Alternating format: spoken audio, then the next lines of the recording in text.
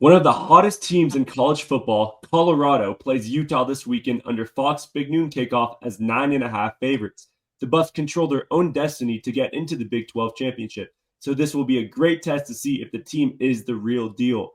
Welcome to Buffs Banter. Your source for Colorado football. Let's Go Buffs!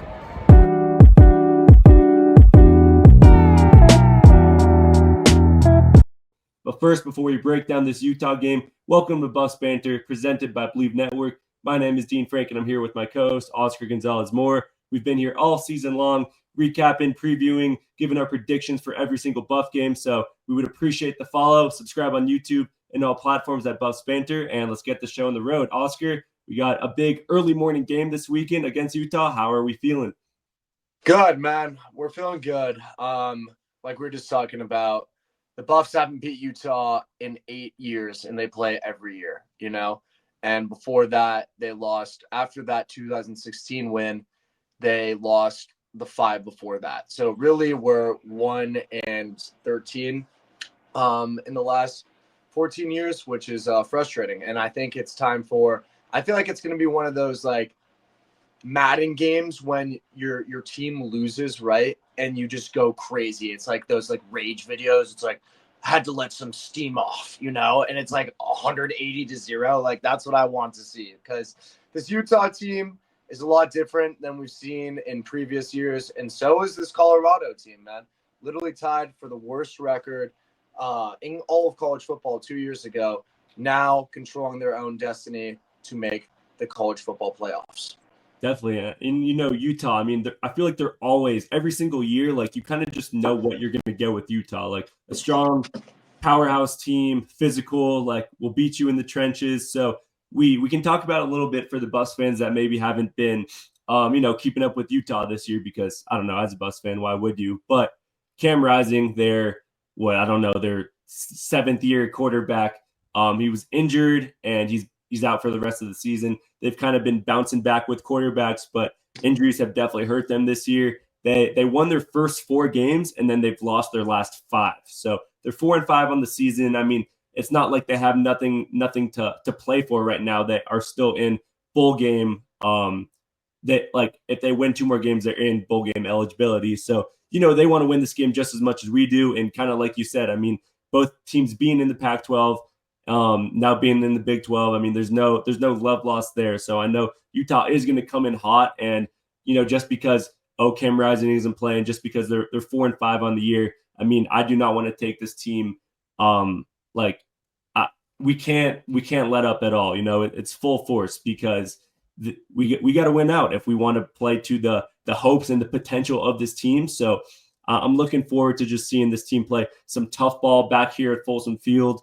And, I mean, there's nothing we can – obviously injuries suck, but at the same time, it's like whichever quarterback comes out, whether it's Rose, who we kind of just talked about. I mean, he's been playing the past couple games when they just lost by 1 to BYU, which we should talk about real quickly, because I know you were watching the end of that game, right? Oh, yeah. I had some coins on it. And to say BYU and Vegas had a collaboration would be an understatement. No, that's funny. But yeah, so they've been switching off quarterbacks. It was Isaac Wilson before, I guess after the injury. Now it's Brandon Rose, who, they're beatable. Like we've seen the defense, obviously top sack team in the Big 12. I would love to just see this defense keep rolling. Leader Cameron Silman-Craig, just keep the boys in check, because I think this game will come down to, just penalties and just playing some disciplined Colorado 2024 football. Yeah, and just a quick update on that, actually. Isaac Wilson will be starting this game. That's my apologies. Brandon Rose suffered a season-ending injury in the BYU game. Oh, wow. Casual. So, yeah, that says something, and that's kind of just the luck of the draw. That's kind of the season it's been for Utah. Bunch of top-tier talent injured, and there's not a lot you can do about that. Versus Colorado, the way this football team has differed is we have only gotten better. Sure. Like this pass protection has been top 5 in the nation the last 3 weeks. Jordan Seaton, bona fide superstar. We're switching the guard play. It's just been amazing. Honestly, like And I know Tack did a really good job getting to Shador, like making him scramble a lot. But that being said, like the offensive line, we can't really ask for anything else, you know? And you're right. This Utah team, I think if there's any coach in the Big 12 besides Deion Sanders, excluding him from the list, that you would want to be your coach, it is Kyle Whittingham of the Utah football team, you know? And he's been bringing the same juice since he's got there. So regardless of how injured or how many losses this Utah team has, they're still fighting, man. Like, it would be a disgrace if they didn't make a bowl game. You know, that's just the Utah football program. And they have to win 2 out of their 3 next games to be in contention for a bowl game. So they want this game just as bad as we need it, if that makes sense. Like, and to add on to that, not saying this is a rivalry, but Utah beating us, you know, ruining our chances to go to the Big 12 championship, to go to the college football playoffs. Like Shador said it best, man. We're everybody's Super Bowl. And I think that would salvage their season in so many viewers' minds for sure. Definitely. I mean, like I said, there's no love lost there. They're going to come in here hungry to win. I mean, like what team does not want to, especially with big noon kickoff here on Fox, like everybody's going to be watching once again. They're going to come out here with their A game. I guess just a couple skill position players to look at for the Utah team. Michael Bernard, their running back, has 860 yards on the year and 50 missed tackles. So I think it's going to be another tough test for our D-line, man. Can we stop the run just like last week? Can we make tackles? Can we, do the right thing, fundamentals that we've seen throughout this year and a big reason why we've been so successful. And then on the other side, their wide receiver, Dorian Singer, he has 600 yards. I mean, he's decent. I mean, I think Travis can easily lock him up along with our top corner trio with Preston Hodge and McKinney as well. And then last look at their tight end actually has 6 touchdowns on the year. So it's just going to be a test. I mean, there's nobody that stands out who's like an All-American, and it's not like the matchup with T-Mac and at Arizona and Travis. It's definitely a doable offense to stop. And at the same time, on the other side of the ball, Utah has a top 25 defense in the country, which only allows 188 yards through the air. So it's going to put Shador to the test. I mean, is he the real deal? Which we know he is, but I guess that's the position to look at. Can we get our wide receivers going, because their defense primarily has been keeping them in the games that they've won at least, and which will be our downfall, if anything, if we end up losing this game, which we're not. But it's a 9.5 spread, so anything can happen. Yeah, I really like that you brought up that this is a very good defensive unit in college football, because for me, yes, I do think to a certain point this will be a test for Shador. But that being said, I also think this will be a test to see how good of an overall offense we have become. You know what I mean? I want to see us running the ball a lot more. I think we know, the entire college football world knows, if you get into a shootout with Colorado, it's not going to end up well for you.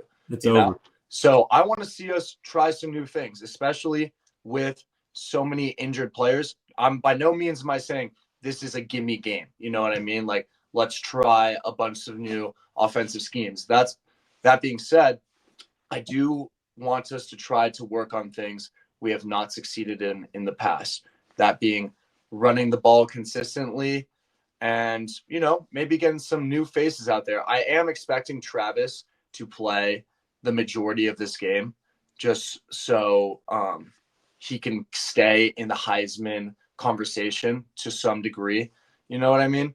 But yeah, I mean, Travis is going to have a great game. It's going to be really tough for the Utes to do anything on offense, really, especially with their tight end who also suffered a season-ending injury last game. He was a key part to that offense, and just having an entire side of the field locked down via Travis Hunter. It'll be a fun game. It'll be a fun game for sure. Also, do we know who's performing for Big Noon? I don't. I haven't looked into that yet, actually. I Is it mean, Thug? Could it be Thug? wait a sec. I did hear something about that. I don't know if that was for Big Noon, but I Yeah. think he might be on the sideline. That's definitely something we should look into. But yeah, no, I mean, just talking about Big Noon for a little bit, like I'm excited, man. I mean, last year the craze around the first couple of games, college game or I guess not game day, but ESPN and Big Noon kickoff were there in attendance. Or excuse me, I don't know why I said not game day, but it was just a crazy couple of weeks that run we had at the start of the year. So Oh it's yeah. interesting that now it kind of comes at the end of the year when we've had this attention. I mean, by no means have we not had any, television attendance on us. We've had our we have every single game this year. We're the only team in the country having all 12 games on mainstream media, which is pretty awesome to see. I mean, like we've been saying, this is a reality show. It's great entertainment, but at the same time, we're winning. So for this to come at the end of the season, I think it's at the perfect time. We are trending in the right direction. And that's kind of why I think we take the edge over Utah, just because, I mean, they've lost their last 5 games. I know the BYU game was close, but it's like two opposite teams coming at the right time right now. And I'm going to take the team that's been winning out and, has more to lose, I guess, while we have so much on the line right now. Yeah. Yeah. We definitely have a lot. And although, like you just said, we are favored in these next 3 games, I mean, we can't take anything for granted. You know what I mean? And that goes back to the entire thesis of this season, which is like we're taking everything personally. You know what I mean? Nothing with a grain of salt. Like this Utah team is beat up. That doesn't mean they can't like give us a run for our money by any means. In fact, I think they could low key. I think this might be the first time I'm saying it on the podcast. I would not be surprised if they cover. Like they just like with the rivalry. It's a lot of points. Sorry, what was that? It's a lot of points. Like our last couple of games, it's been like within like under a touchdown, which I've taken every time just because of how confident I am with this team. But for the odds finally to, give us, it's kind of like a blessing in disguise. It's like we're finally getting like Vegas understands we are the real deal, and 9.5 is a lot of points to cover, but at the same time, it is a lot of 11 and a half now, actually. It's 11.5. Okay, yeah. It's moving. So, I mean, it shows a lot of people are betting on Colorado, which is not a bad bet at all. I mean, I'm expecting us to win and win big, but when it comes down to the spread, that could get a little cheeky. But at the end of the day, a win is a win, and that's all that matters at the end of the day. Colorado has a great chance to win out this year, and finish 10-2, but it really has to be all gas and no brakes. Good teams win. Great teams know how to finish. I know Utah has had a down year with injuries, but they always come and be physical, and they really have nothing to lose as they're still fighting for a bowl game. And kind of like I mentioned earlier, they're top 25 defense in the country, only allowing 188 yards through the air on defense.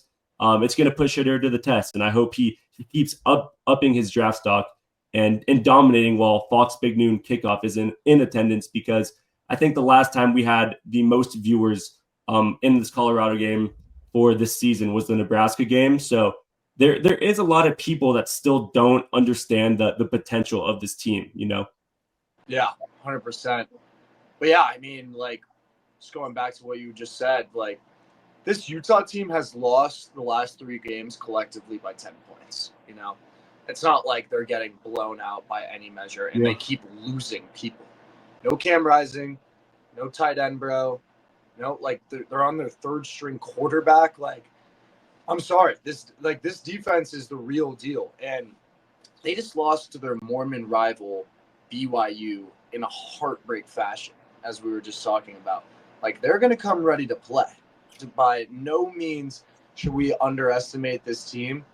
And that's the last thing I want to see. I think a lot of people think we are going to win this game. And I do too. You know what I mean? That being said, I think it's going to be closer than people think. And I really hope this Colorado football team is ready to play. And it's just a blowout. You know what I mean? Because that's what it should be. But at the same time, if we're partying up with Young Thug, we got Big X the Plug in the locker room. Like, no, we need to be locked in, man, because this defense this team in general, Kyle Whittingham, no joke. And I want us to play like we'd be playing against TCU last year. You know what I mean? All business, ready to go, ready to strap. Yeah. That being said, I mean, yeah, I really don't have too much to add. These boys just got to come out and play. You know what I mean? Like, we know what we're capable of. We know what's on the line. Utah knows what's on the line. It's going to be personal. It's going to be a good game. That's all we can really ask for, right? Definitely. Do you want to talk a little briefly about, this just being our last home game as students here? Yeah, dude. Holy shit. It's wild. I mean, we've talked about it multiple times, but just the ride that as a Colorado fan, us as freshmen coming in, and then sophomore year, we were 1-11, just bottom of the pack, just everyone leaving the game at halftime. There was really no excitement around the team. Coach Prime, Deion Sanders come here, switches it all around, and it's definitely brought like a second life to me as a college football fan. And and it's like now I appreciate college football so much more because of how much I care about this team. And even just this little thing like recruits and going forward, like I'm gonna focus on this team for the rest of my life. Not saying I wouldn't if Coach Prime wasn't here, but it definitely helps when you're winning. So I think just being in attendance for this last game, I guess just gotta live it in the present. I mean, it's gonna be a great weekend. Fox Big Noon kickoff will be there bright and early. Probably get up at 6 a.m., start drinking, have a day. But it's gonna be like, nothing will help better than getting the win, of course. And at the end of the day, hopefully we can go to that game in Dallas for the Big 12 championship. But I think I'm just gonna take in this big game. Hopefully Ralphie comes out. I know last game she did not at halftime, so hopefully that's figured out. And let's just watch some good old Colorado football, man. Yeah, man. Yeah. I mean, it's so surreal, dude. I honestly had forgotten about it until you brought it up for a second. But it's been a journey, and I love how, we both came to Colorado, not necessarily for the football team by any means, because who would want to go to a school that has won 2 games in the last 2 seasons, but it's just been so awesome to be able to be part of it and see it grow in front of our faces, see our channel grow, like the support of all our friends and family. And this is the last one as a student, at least. I'm sure we'll be back, but Alumni. I don't know. We're gonna have to follow the Instagram, follow the TikTok, because Dean and I will probably have a couple surprises up our sleeves for game day that you guys will not want to miss out on. Maybe we'll it's a secret. It's a secret right now. So yeah.